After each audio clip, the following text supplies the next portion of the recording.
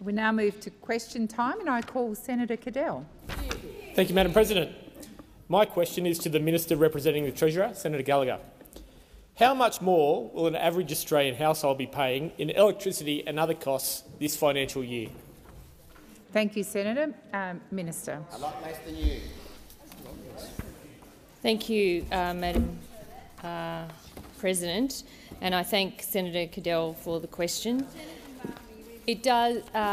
I can say that they, with the implementation of the Powering Australia plan, which we have in this budget, $21.9 billion going on to fix the energy mess, fixing the energy mess of 10 years of denial and delay, 22 policies, none of them landed.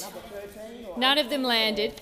With the investments that we are making in Powering Australia, that we will be putting downward pressure on energy prices over time. This is why this work has become more urgent than ever. We need to put all of our effort into implementing these policies and making sure that we are fixing the grid, getting more renewable energies into the system so that we actually have a government that supports the energy transformation that is needed, that was denied the Australian people by the former government. And this challenge is the one that is perhaps most urgent in terms of our economy, in terms of cost of living pressures on households, on businesses. We understand that. Now, the budget has forecast increases in both gas and electricity, or expected increases in gas and electricity prices over the next year. Depending on which state or territory you are in, the impact of that will differ, but we do acknowledge that it is a significant impost on households and businesses. In the ACT, for example, where we have 100% renewable energy, prices between 2021 and 2022 are going down. That is the reality, because renewable energy is the cheapest form of energy. We understand that, and that is exactly why we need to put more effort in cleaning up the energy mess that you guys left behind. Thank you, Minister. Your time has expired. Senator Cadell. Thank you, Madam President. I note the Minister's inability to say how much more average Australian household would be paying in electricity and other costs. I refer the Minister to NAB's Consumer Sentiment Survey, which says that by Christmas, consumers expect an increase of 33% for grocery costs, an increase of 52% in fuel costs and an increase of 31% in utilities costs. Minister, do these expectations reflect the reality of the price hikes Australians can expect? Thank you, Senator Cadell. Minister. Well, I'm sure those opposite are reading and understanding the inflation challenge that is alive and well across the Australian economy. Yes, we have an inflation problem that we are not seeking to exacerbate with this budget. The Reserve Bank is increasing interest rates in order to put downward pressure or to reduce inflation and get it back to within normal range.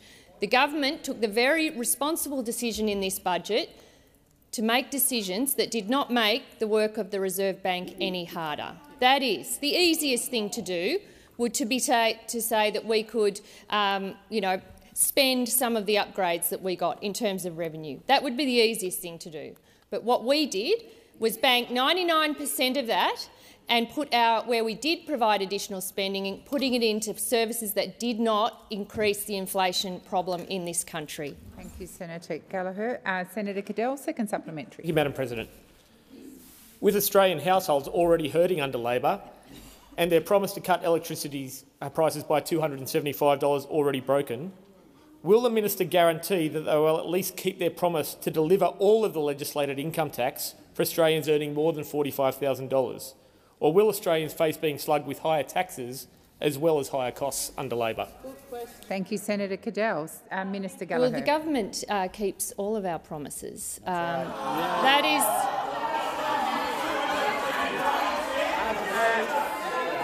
Minister, resume your seat. Order. Order. Order. Order. All senators on my left. Order.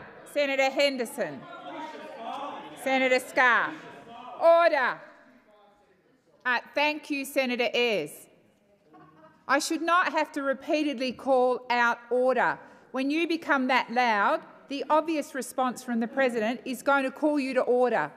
And when I call you to order, I expect quiet. Minister, please continue. Thank you. And you'll see that at the budget that we handed down 2 days ago. And I know that is funny to those opposite, and I know that it is a foreign concept to those opposite, that you'd actually have a government Minister, that does what it says.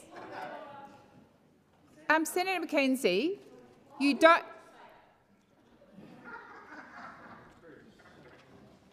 That was very disrespectful, Senator McKenzie. Senator McKenzie, thank you. Thank you, Madam President. Point of order. Yes. On relevance, and I don't know if it is because the Finance Minister didn't hear the question that Senator Cadell asked, but it was actually about broken promises. Thank you, Senator McKenzie. Order. The Minister has only just started her response. I've had to call the Senate to order twice because it's very hard to hear.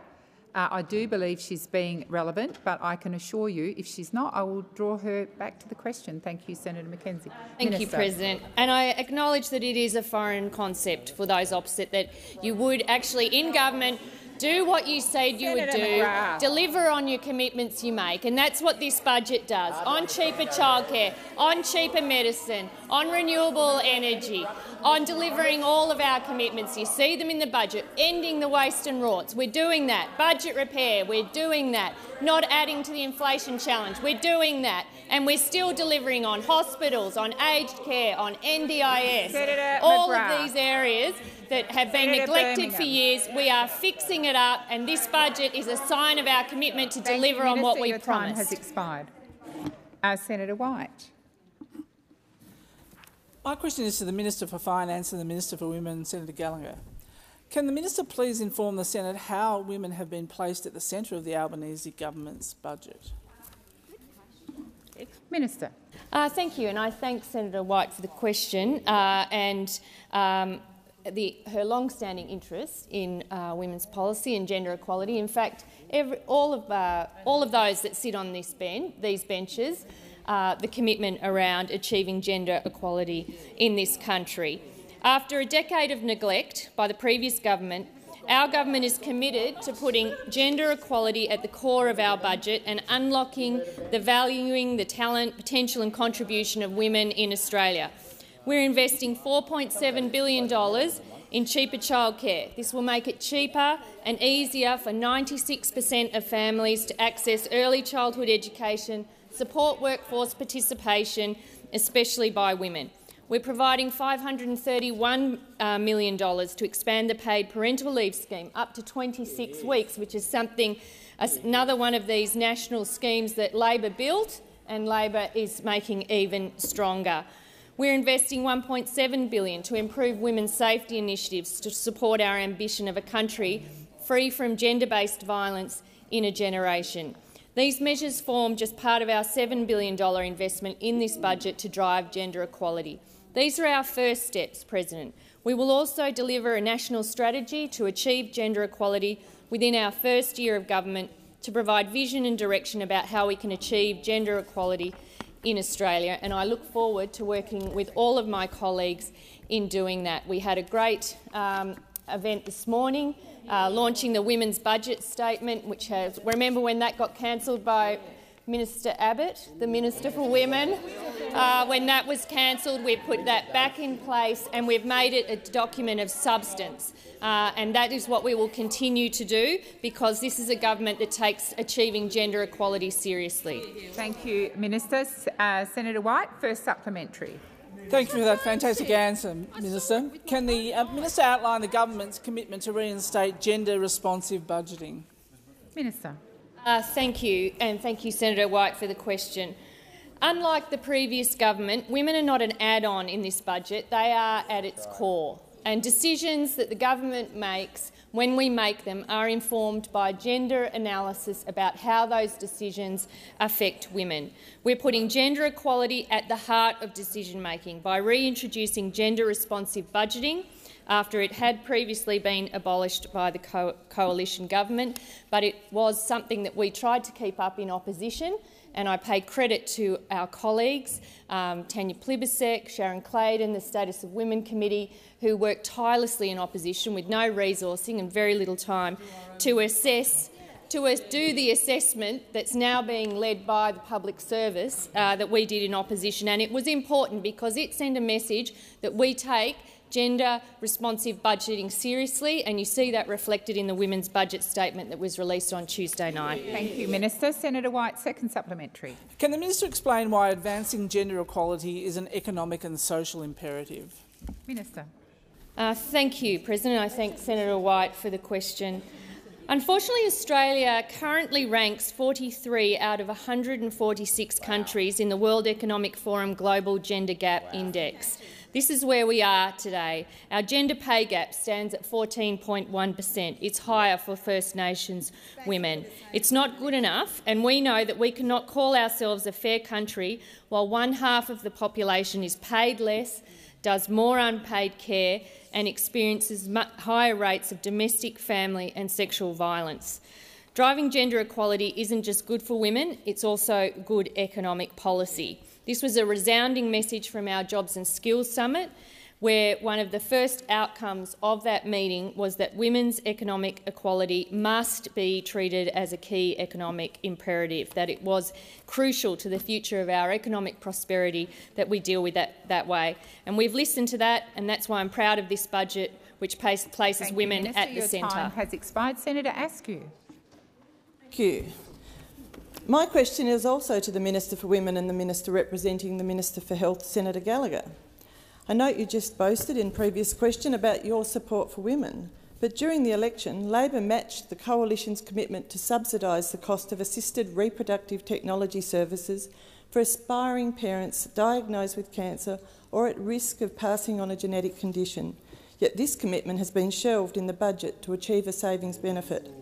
Has the Albanese government broken their promise to aspiring parents in need of IVF support? Thank you, Senator Askew. Minister Gallagher. Thank you. Not at all, President. And I would say that the budget also includes, I think, almost $70 million from memory for women's health initiatives. The Assistant Minister, Minister Carney, is actually leading the work on a women's health strategy. She's been doing a lot of work and consulting with various stakeholder groups. But this budget is a proud budget in terms of the investments in health.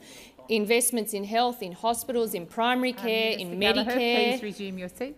Senator Ruston. Point of order, Madam President. I think you'll note that the question was specifically around a particular budget measure that is missing from the budget in relation to IVF for women and parents who have been diagnosed with cancer or genetic conditions. There has been no mention whatsoever of that measure. I don't need the commentary. I do believe the minister is being relevant. She has been talking about women's health, and if not, I will direct her to the question. Minister Gallagher. I think it was about our commitment, and I answered the question right at the front, and I said no, we have not. I didn't agree with the proposition that was being put by Senator Askew, and I was going on to explain the investments that we are making in women's health and the work that is being done to actually put together a strategy around it, because we take this seriously. We understand that women's reproductive health is key to women's health overall, and that has obviously flow-on impacts into our economy and our community. So that is the point I'm making. I'm also making the point that we have a very positive investment in health, in dealing with some of the challenges, again, surprise, surprise, that we were left by a former government that had spent 9 years trying to dismantle Medicare and not invest in health measures. Resume your seat. You have a senator on her feet. Order.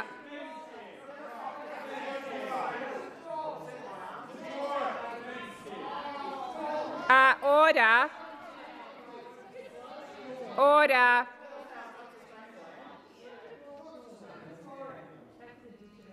I've called the opposition to account 3 times. I called order. You had one of your senators' front benches on her feet. Senator Ruston. Thank you, President. Once again, on a matter of relevance, the question referred specifically to a budget measure in relation to people who have cancer or genetic conditions in relation to IVF. She has not answered that Senator question. Ruston, as you know, I can't direct the minister to answer the question in a way that might be your response, but I do believe, for the second time, that the minister is being directly relevant. Minister.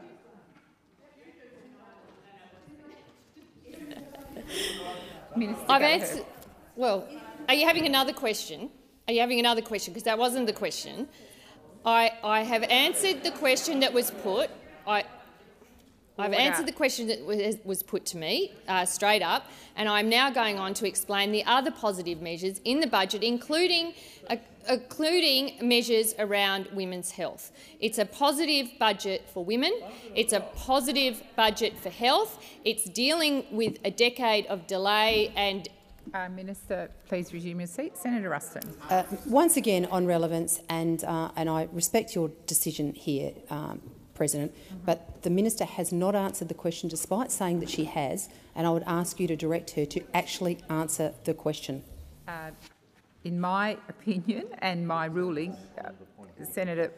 Well, President, if I may, before your ruling, I'd submit that if Senator Ruston had been paying attention, I think the minister had actually responded directly to that point, the specific policy point,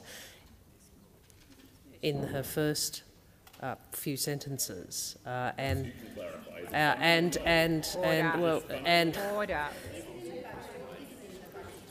I'm very happy for you to spend as much time on this as you wish. And we're always happy to have our record on health matched up against yours, but that's a different point.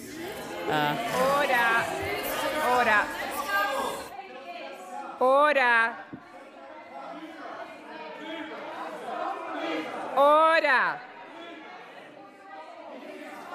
Senator McGrath. Order. I should not have to name senators to call you to order. Now, my ruling is, once again, I do believe the minister is being relevant. Minister Gallagher, okay. Senator Askew, first supplementary. Thank you. During the election, Labor matched the Coalition's commitment to fund 20 new Gidget Foundation Australia perinatal mental health and wellbeing services in every state and territory, yet the budget only provides for 12 services across Australia. Has the Albanese government broken their promise to new mothers in need of mental health and wellbeing support as well? Thank you, Senator Askew. Minister. Thank you.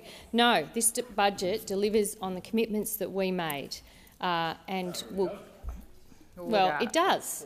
It does. Order. You're even accepting that it's in the budget. And they will be delivered. Okay. Well, order. Is this like 20 questions in one? Sorry, President. It's just I get asked one question and then I get another 10 questions being given to me. But I would direct people. I would be directing people. Minister, please resume your seat. Order.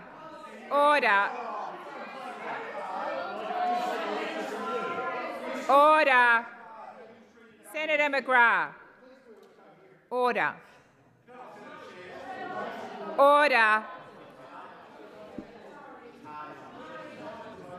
I'm waiting for quiet.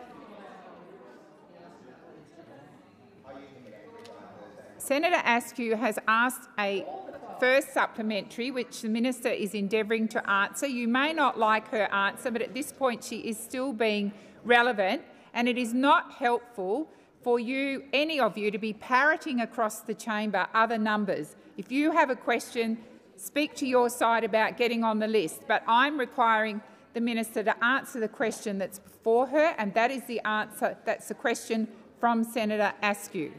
Please, Minister, continue. Thank you. And thank you, President, for your protection there.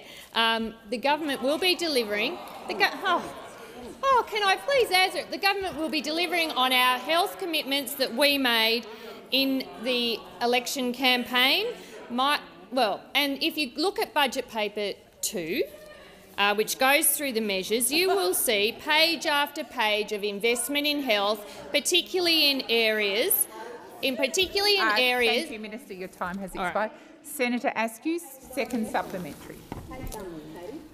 So the Albanese government has shelved or cut 2 of your key women's health commitments from the election. Will you apologise to new mothers and aspiring parents in need of support for prioritising other spending areas over your commitments to them? Senator Wong. Senator Wong. Senator McGrath. Order. Order. Order. Order.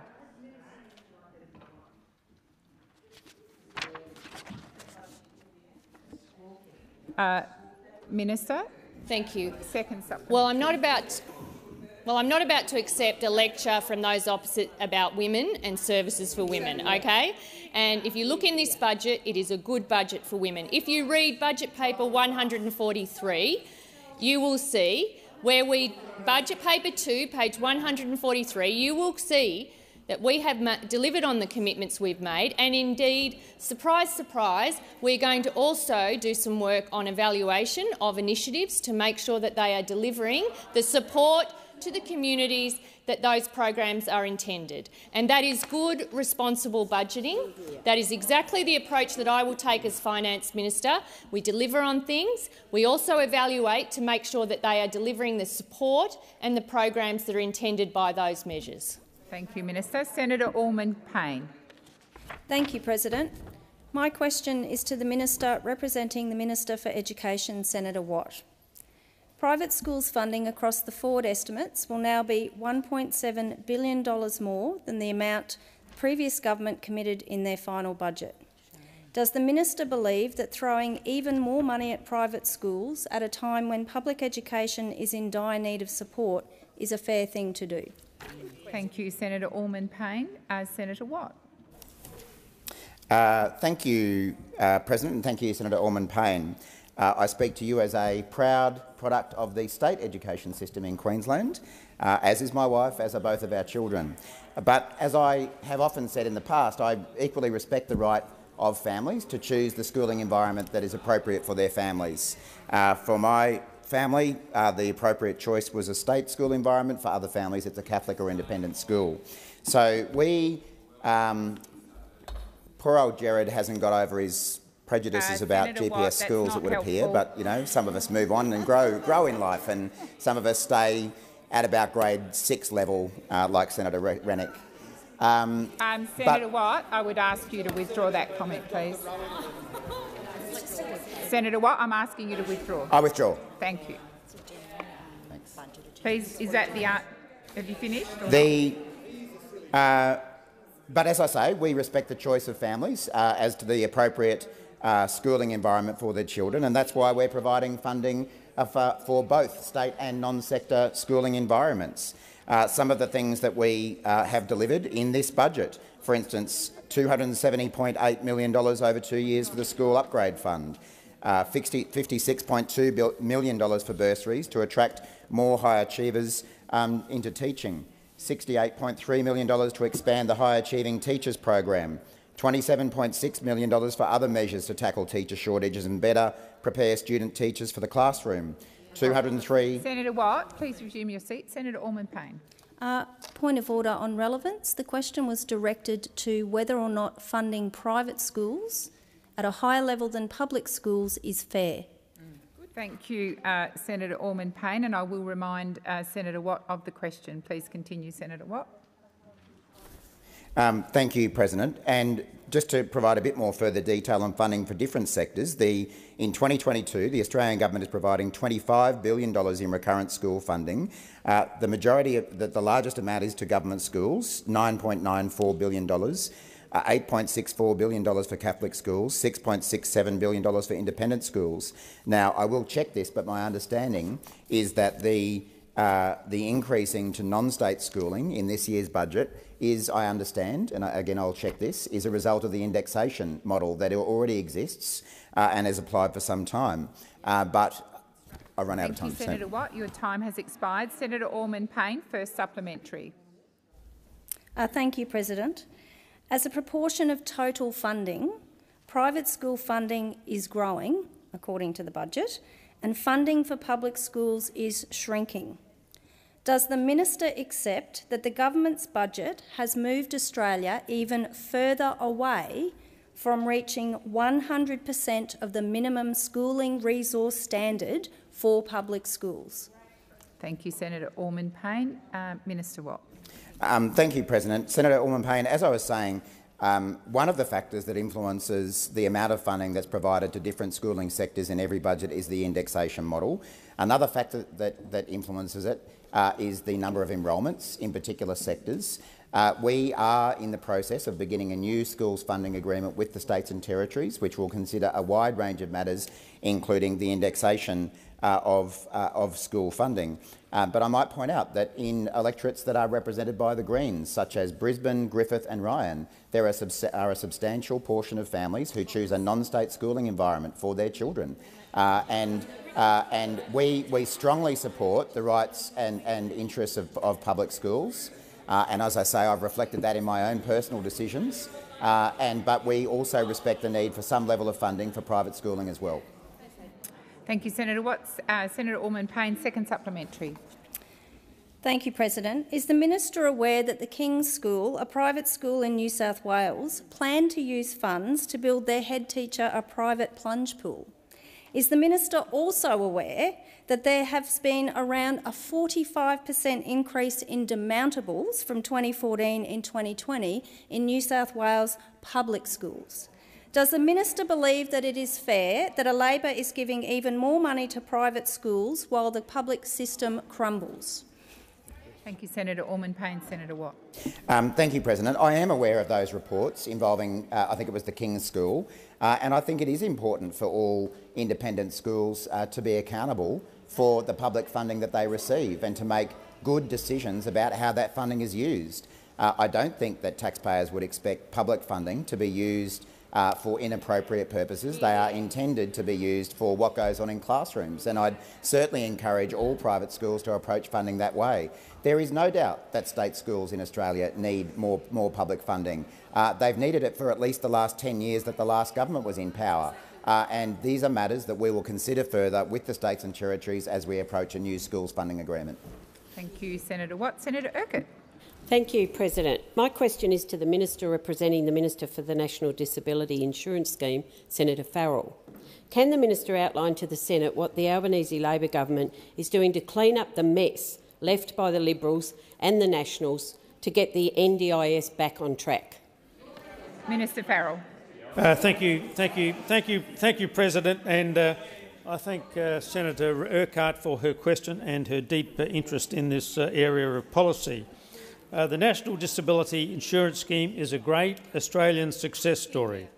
It's a scheme that exists only because of a Labor government, and the NDIS is a scheme that will be protected by a Labor government. The NDIS is an essential investment that supports those people living with disabilities and their families. The NDIS provides support for over 500,000 Australians with significant and permanent disability. Despite this, the Liberal and the National Party, through active disinterest, left the NDIS to wither on the vine during their long 9 years of mismanagement and neglect of this position. They failed to do anything about cost increases, instead kicking the can down the road as they did with so many difficult issues. They shuffled 7 ministers through the portfolio over a decade and broke trust with the people with the disability sector. And they let fraud and criminal activity sneak into the NDIS.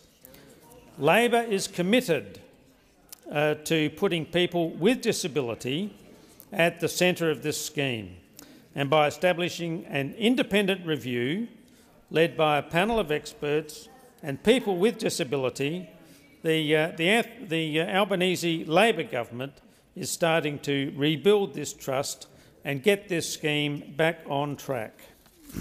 Thank you, Minister Farrell. Senator Urquhart, first supplementary. Can the minister tell the Senate what the Albanese Labor government is doing to reduce fraud and criminal activity in the National Disability Insurance Scheme? Minister Farrell. Thank you, President. And unfortunately, Senator Urquhart, I can, because under the Liberal government, fraud and criminal activity became a significant contributor to waste in the National Disability Insurance Scheme. Under the watch of those opposite, this mob over here, yep, that's them, there is evidence that the scheme has been targeted by serious organised crime. Currently, there are $213.9 million of NDIS scheme funding being investigated for fraud. The Albanese Labor government has zero tolerance for fraud and is committed to stopping the waste of NDIS participating funding that should be used to give individuals choice over their lives. Earlier this year, the CEO of the Australian Criminal Intelligence Commission, Michael Phelan, noted that 15 to 20% of the scheme's Farrell. funding Time has could expired. be... Senator Urquhart, second supplementary. Can the minister explain to the Senate how the establishment of the Fraud Fusion Task Force will restore integrity and responsible economic management in the National Disability Insurance Scheme? Thank you, Senator Urquhart. Minister Farrell. Thank you, President, and thank Senator Urquhart for her insightful question. Yes, I can explain the answer to that question. The Albanese Labor government made an election commitment to restore trust in the NDIS and ensure a better future for Australians living with disability. The establishment of a Fraud Fusion Task Force complements this commitment by strengthening fraud detection and better safeguarding the National Disability Insurance Scheme from serious organised crime and other fraud. The Fraud Fusion Task Force will better enable intelligence sharing, identification and response by the NDIS, the National Disability Insurance Scheme Quality and Safeguards Commission, Services Australia, other departments, law enforcement agencies and regulators. The Australian government will continue to investigate and prosecute to the full extent of the laws those found to be committing fraud. Now expired. Senator Tyrrell. Thank you, President. My question is for the Minister representing the Minister for Health and Aged Care, Minister Gallagher. Didn't see you. Minister, the budget reinstated Medicare item 288. We wanted item 288 reinstated, but Tuesday's budget measure doesn't go far enough. It only applies to video conferencing. What are you doing to support people who don't have access to video conferencing and can't attend an in-person appointment? Thank you, Senator Tyrrell. Minister Gallagher. Thank you, President, and I thank Senator Tyrrell for the question and for a heads up on the question so that I could get some advice from the Minister's office. I understand that the Minister for Health, Minister Butler, has been engaging with the Jackie Lambie Network on this matter and will continue to do so. And on the 6th of October, the Department of Health and members of the Minister's office met with the Jackie Lambie Network. I'm not sure if it was your office, Senator Tyrrell, or Senator Lambie's, to have a discussion on these matters, and that will continue. On the issue of telephone consults versus video conference, I think it's hard to remember because of how intense the last few years have been, but phone telehealth hasn't been an option that's been available prior to the response to COVID-19. And so I think in my discussions with doctors, and I think this probably reflects the Minister's position too, that there is an accepted view that across the health workforce that face-to-face and video services better support patient care and patient outcomes and should be the preferred form of consultation with patients, particularly when there's items for more complex care arrangements. And this is the case particularly in long-form consultations over 45 minutes. The government is committed to the evidence-based care and telepsychiatry services. Consultations that are longer than 45 minutes should either be face-to-face or delivered via video conferences, but I accept the point about people finding it difficult to, at times, get in front of video conferencing and can find it hard to access services, and I'm sure the Minister's office will continue to talk about those, particularly in your local area. Thank you, Minister. Senator Tyrrell, first supplementary. Thank you. We all know elderly people find it hard to use Zoom. Well, not all of them, but some. People in regional areas don't have good internet. Why is the government insisting on video conferencing? Surely if it's a choice between the phone or nothing, you'd rather have people on the phone. Thank you, Senator Tyrrell. Minister Gallagher. Thank you. And I certainly accept that in areas across the regions, and particularly where there's workforce shortages as well, which affects regional communities, that accessing healthcare services can be difficult. There is a very strong regional communications package in this budget, which goes to strengthening regional communities' access to internet and at good speed, so that is part of it. But again, I think the clinical preference is to have face-to-face, in-person or video presence for consultations, particularly for complex care, of which elderly, often geriatric or elderly care falls under that criteria. If there are other circumstances, if there are other options available, I'm sure the Minister will engage with you, recognising there are some particular challenges in Tasmania about accessing primary health care, essentially. We've got urgent care clinics. Thank you, Minister. Your time has expired. Senator Tyrrell, second supplementary. Sadly, she actually answered my third question in the second question, so I might just skip out of the third, and I know that's rare. Thank you. Thank you, Senator Tyrrell. Senator Colbeck. Thank you, President. My question is to the Minister representing the Prime Minister, Senator Wong, relating to consistency in funding allocations. I refer the Minister to the comments made by the Prime Minister in his budget reply speech last year that all projects must really stack up against the Infrastructure Australia model. When the Tasmanian Government requested support for an infrastructure project in Hobart, namely an AFL stadium, Mr Albanese said he wouldn't consider funding until he had received a business plan. Minister, if Tasmania can't get funded for a project without providing a business plan, why does the budget allocate $2.2 billion for a Labor pet project in Victoria that also doesn't have a business plan and which the Victorian Auditor-General identifies as failing to demonstrate an economic rationale? Wow. Thank you, Senator Colbeck. Minister Wong. Thank you, President, and I thank Senator Colbeck for the question. And I am pleased to get a question about Tasmanian infrastructure because, of course, Senator might be aware that, in fact, the Prime Minister with the Premier of Tasmania and former Senator Guy Barnett, in fact, announced Marinus Link just this last week. Senator Wong, please resume your seat. Senator Colbeck. Thank you, President. Point of order on relevance. My question is about a Victorian infrastructure project that doesn't have a business plan and, quite frankly, doesn't stack up. Thank you, Senator Colbeck. Your question, which I took note of, was quite broad-ranging and had quite a long preamble, and you started off with talking about consistency in funding, but I will listen closely to Minister Wong and direct her if necessary, but I believe she started off being relevant. Minister. Well, thank you, President. I would make the point to the Senator, who seems to be implying in this question that some issue with funding Tasmanian infrastructure, and I'd make the point that there are quite a deal of infrastructure commitments that Tasmania is receiving under this government. And of course that Marinus Link, which has been something Tasmania has been seeking for years, is being delivered by partnership between the Albanese Labor government and the Liberal government in Tasmania, something that Senator Colbeck and in government could never deliver.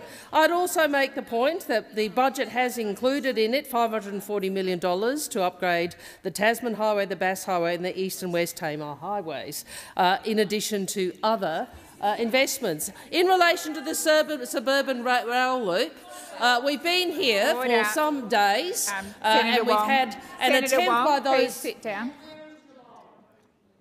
Senator Hume, you have a Senator Henderson and Senator Watt. We have a senator on his feet. Order. Order. Senator Watt. Senator Colbeck. Just a moment. Senator Henderson, I've called you to order twice. You have a senator of your own side on his feet. Senator Colbeck. Thank you, President. Point of order on relevance. My question was about the government process in allocating funding, and Senator Wong has gone nowhere near my question. In fact, I wasn't even complaining about funding of a project in Tasmania. I was talking about a project funded in Victoria. Thank you, Senator Colbeck. As I said in your first point of order, that your question had quite a long preamble on a number of issues, and I'm listening to Senator Wong, and I do believe she's being relevant to your question. Senator Wong. Thank you. Well, I'm very happy for Senator Colbeck to go back to Tasmania and explain to his constituents that he's actually asking about Victorian projects, not Tasmanians, and he didn't want to hear about Tasmanian projects. But that's a matter for him. I'm sure my Tasmanian Senate colleagues, will have something to say about that. But as I was saying, in relation to the suburban rail loop, we are honouring our election commitment to provide $2.2 billion towards early works for the suburban rail loop east. The detailed business and investment case for suburban rail loop released by Victoria last year demonstrated a benefit-cost ratio of up to 1.7. So that's $1.70 for every dollar invested. Thank you, Minister Wong. Your time has expired. Senator Colbeck, our first supplementary.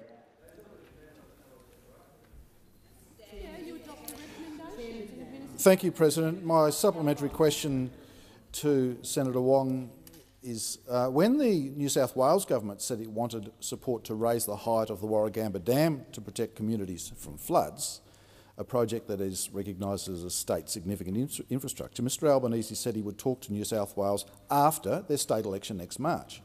Minister, why do the people of New South Wales have to wait for flood mitigation support until after the state election in 5 months, when the Victorian Labor Party can get $2.2 billion just 1 month before a state election? Thank you, Senator Colbeck. Minister Wong. Thank you. I might just finish, if I may, because I was asked about Infrastructure Australia. Suburban Rail Loop will still be subject to assessment by Infrastructure Australia. Under the National Land Transport Act, I'm advised that the project will also be subject to a rigorous assessment process between the Commonwealth and Victoria, and we will respect these processes like any responsible government. In relation to Warragamba Dam, I am advised that the government is open to discussing the dam raising project with the New South Wales government in more detail. There is no current proposal before the federal government with respect to co-funding the dam. But I will say this. We are not going to take a lecture about integrity in infrastructure from those opposite who use taxpayers' funds as if they were their own election slush fund. And the Minister for colour-coded spreadsheets over there can shout all she likes, but everybody knows what happened on your watch. Your time has expired. Senator Davey. Point of order, Madam President. The Minister was directly referencing my colleague here on this side of the chamber instead of addressing through the chair, and should withdraw. Yes, I will remind Senator Wong to refer to all senators by their correct titles. Senator Colbeck, second supplementary. Thank you, President. Why are the people of Tasmania and New South Wales being punished by hypocritical and partisan decision-making by the Albanese government, which clearly favour their Victorian Labor mates, as demonstrated by Mr Albanese throwing $2.2 billion of federal money at a Victorian project the Victorian Auditor-General describes as failing to demonstrate an economic rationale? Thank you, Senator Colbeck. Minister Wong.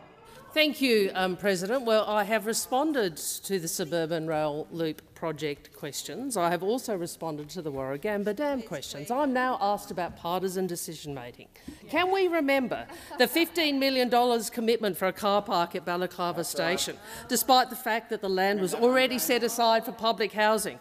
Can we remember $115,000 per space for a project in the Melbourne suburb of Berwick, which the Auditor-General found was nearly 3 times the benchmark price? Can we remember 11 projects worth $175 million with no assessment work? Minister Wong. Keep asking us about partisan infrastructure funding, because we are not going to forget what you did. Minister Wong. Senator Brockman. Madam President, a point of order on direct relevance. Clear rulings from previous presidents have stated that including the last president, but previous presidents of both persuasions have ruled that whilst passing glances at the opposition are acceptable, an answer, which is now more than halfway through, that has contained nothing but attacks on the opposition is irrelevant. Thank you, Senator Brockman. Order. Order. Order. Senators, seriously, all of you, on my left and my right. It took me a very long time to get the attention of Senator Wong, to ask her to sit down, because there was so much disorder in this chamber that it wasn't possible. Thank you, Senator McGrath. You are the biggest offender, and I would ask you to be quiet and respectful. Senator Colbeck's second supplementary was very broad and went to a hypocritical question about why something was favoured over another. It was not specific, and I believe that Senator Wong is being directly relevant. Thank you, Senator Wong. Thank you, President. And I acknowledge, I'm afraid I did not hear you, and had I heard, I would have responded more quickly. But I did see Senator Brockman and sit down. I have responded on the specific projects in question, but I would remind those opposite that their record when it comes to partisanship and poor process in infrastructure is well there for all Australians to see. Time. Thank you, Senator Wong. Senator Babet. Thank you, President. My question is for the Minister representing the Prime Minister, Minister Wong. Minister, the Australian Energy Market Operator released a report which concludes that the closure of the Little coal-fired power station will increase electricity prices even further next year. Now, Australian families are already struggling to pay their power bills, and they are reeling, Minister, from the news in the budget this week that power prices are set to increase by 56%. Now, given the experts are now revealing that the closure of coal-fired power stations increase people's power bills, will the government commit to keep the Little coal-fired power station open to give Australian families cost of living relief who are struggling right now, Minister? Thank you, Senator Babet. Minister Wong. Thank you, President, and thank you to the Senator for his question, Senator Babet for his question. And there is no doubt that the problems in the energy grid, and in particular the exiting of supply which has occurred over the last 9 years, is one of the factors contributing to higher energy prices. One of the factors. And I know that Senator may have a different view about this, but it is very clear from advice from energy market operators, from advice from energy market suppliers, that the cheapest form of new energy is renewables. Now, I know those opposite in particular have such difficulty with that, and their difficulty with it has contributed to the mess and chaos that we see in energy markets in this country to date. And I know that the Senator is concerned, as we all are, by rising energy prices and the impact that has on family budgets. Senator Rennick. I'll take the interjection from the senator opposite, Senator Rennick, who just asserted renewables are more expensive, Senator and that falsehood. That is one of the reasons why energy markets are in such a mess. Under you, 4 gigawatts exited of dispatchable capacity exited the system, and you put 1 gigawatt in. Now, though anybody who understands basic supply and demand knows that if you reduce supply, there's going to be an effect on prices. So that is the case. So, Senator Babet, we may not agree on everything, but I do agree with you. This requires urgent attention. Order. We believe, on the basis of the advice that from the industry. So this is this. Oh. Please resume your seat, Senator Wong. This question is from Senator Babet. He is one of our crossbenchers. He gets very little opportunity to ask questions because it's on a shared basis, and I would ask all senators to give him the respect that he deserves, that his answer be heard in silence. Thank you, Senator Wong. Thank you. Now, Senator Babet, I know that one of the things people seek is a solution which may involve taxpayers putting in subsidies to keep open facilities which are not commercial. What is really required is a transformation of our electricity sector so we get more supply, put more supply into the system and transform the grid. Senator Babet, first supplementary. Thank you, President. Minister, the Prime Minister, when asked about surging power bills this week, said that we're in this position because of the external factors like the war in Ukraine. How is it that a generation, Minister, after the Soviet Union was defeated, we are now so dependent on Russia or anyone else for our energy needs? Minister Wong. Look, I think there are a number of factors which are affecting energy prices. Who did that? The point about Order. Order on both sides. Order. I remind all senators once again, this is a question from Senator Babet, and I would ask you to allow him to hear the answer. Minister Wong. Thank you, President. Senator Babet, I think the effect of the illegal and immoral war in Ukraine is not so much an effect on Australia alone, but an effect on global energy markets. And what is occurring is we have a number of factors which are affecting our energy market and global energy markets and, of course, contributing to inflation. In relation to Senator our Rennick. energy markets, we have, as I said, first— Senator Rennick, I've called you to order on a number of times. I shouldn't have to keep doing that. Senator Rennick, it's not your opportunity to answer back. I've called you to order. I expect order. Senator Wong. Thank you. So the war in Ukraine is affecting global energy markets. That is driving inflation, and it is also increasing energy costs. And if you speak— oh my God. Your time has expired, Senator Wong. Senator Babet, second supplementary. Senator McKenzie. Order. Order. I have Senator Babet on his feet waiting to ask his second supplementary. Senator Thank you, Babet. President.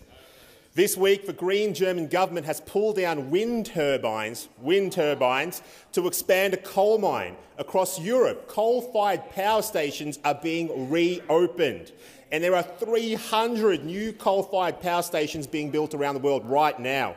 Why don't we join the rest of the world and build new coal-fired power stations so that Australian families, businesses, manufacturers can have cheap power bills once again, and we can save our standard of living? Thank you, Senator Babet. Minister Wong.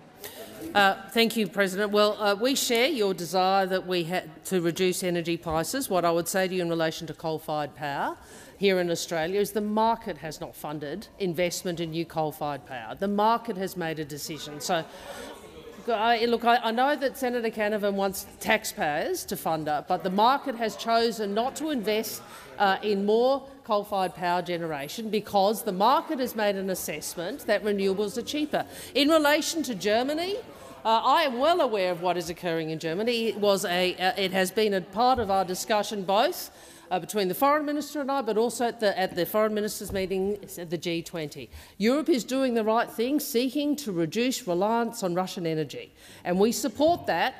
We support that because President Putin is looking to weaponise energy supply. So it is the right thing to do for the European Union, and in particular Germany, to look to make themselves more resilient in the face of that weaponisation. Your time has expired. Senator Ciccone. Senator Ciccone. Order. No. Senator Ayres. Order on both sides. Senator Ciccone. Senator Wong. Senator Rennick. Order. Senator Wong.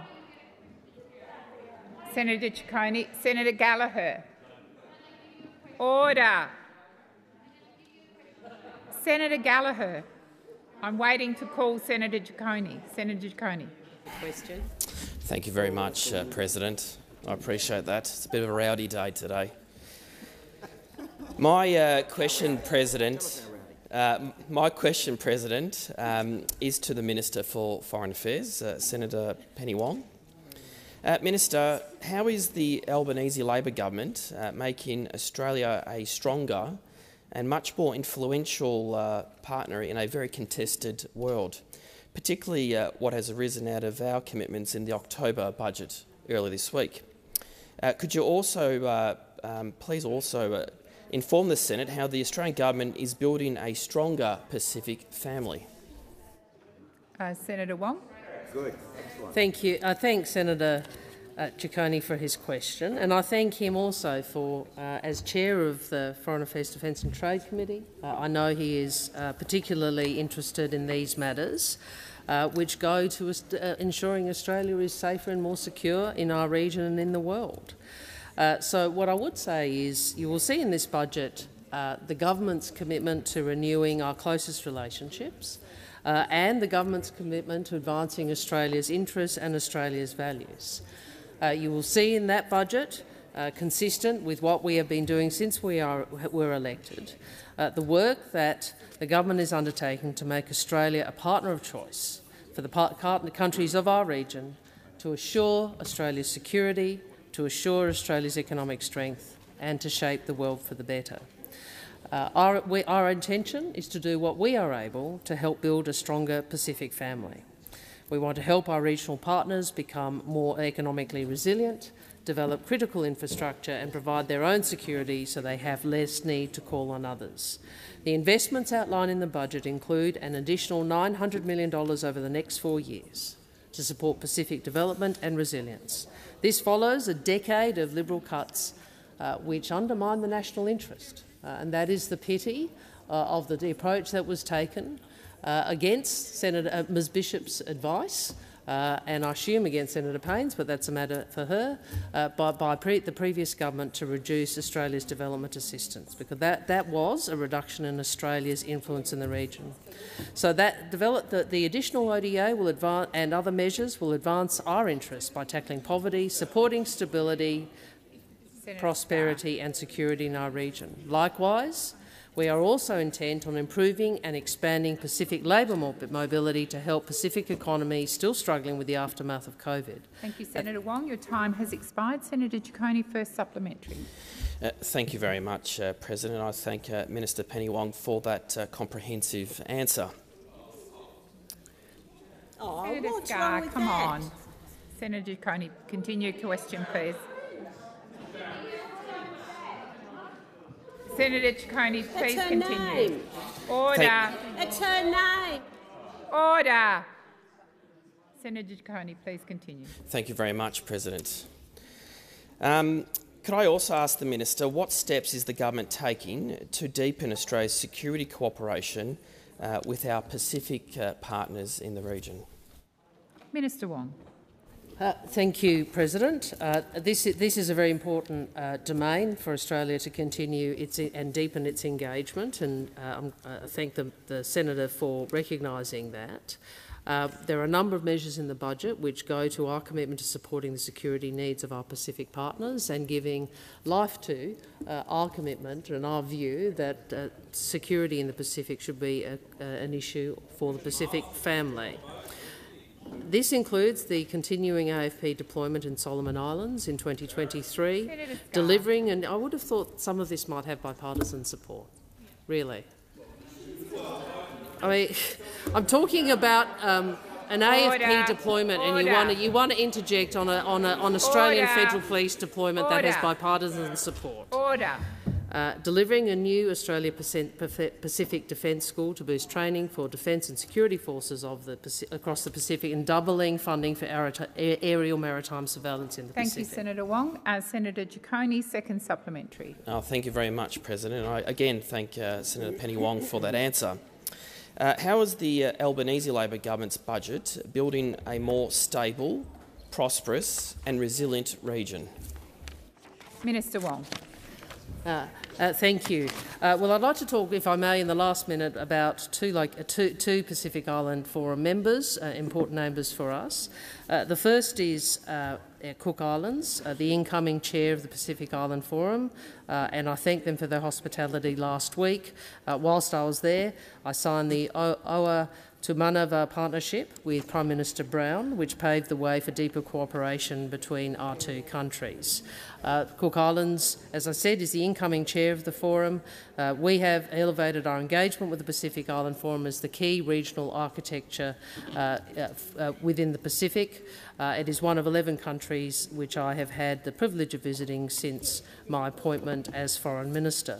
In relation to Fiji, I just would like to inform the Senate that we are building on our new Status of Forces agreement between Fiji and Australia, signed by the Deputy Prime Minister and his counterpart last week. That marks an important milestone in our defence relationship with Fiji. Your time has expired. Senator Wong. I ask that further questions be placed on notice. Thank you.